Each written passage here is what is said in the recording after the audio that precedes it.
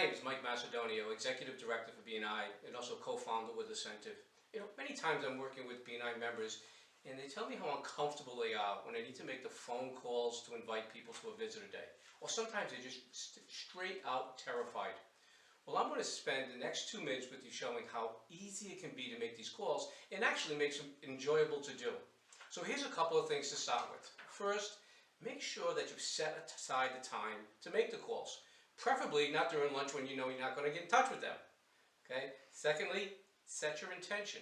Your intention is simply to invite, not to sell yourself, or not to convince anyone. When you put that aside, it reduces the amount of feeling like we're rejected. Because they're not rejecting us, we're simply inviting them. And finally, okay, know the protocol of the call. Know what you're going to say ahead of time. Now, a lot of times people call them scripts, and I do have a script, but it's actually my normal conversation. What I've simply done is written it down to make sure I didn't miss anything. Okay? So in preparing this, one of the things I ultimately want to do is when I call somebody about inviting them, I want to make sure that they know that I appreciate them taking the call, regardless of the outcome, to always thank them. So I want to go through what I consider a very casual conversation that I would have when inviting someone. I've sent them an invitation, I would start to make my calls, and it would go something like this.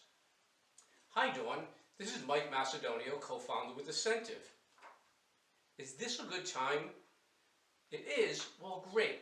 The reason for my call is I was calling in regards to an invitation I had sent you.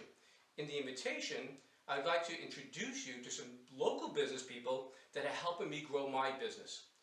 Would those type of introductions be of any value to you? They would. That's great. Well, listen, here are the details of the event. This is where and when it's going to be, and I look forward to making those introductions. Dawn, thank you so much for your time. I look forward to seeing you. Now, here's the thing. When I take this and when I timed it for myself, that was approximately 33 seconds. Being brief is key. Now, I know what you're thinking. Sometimes they say no.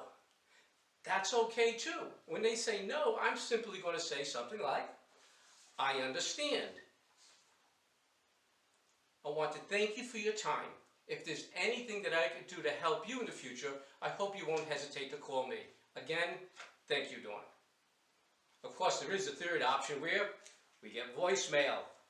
Now, when you get voicemail, it really is the same message.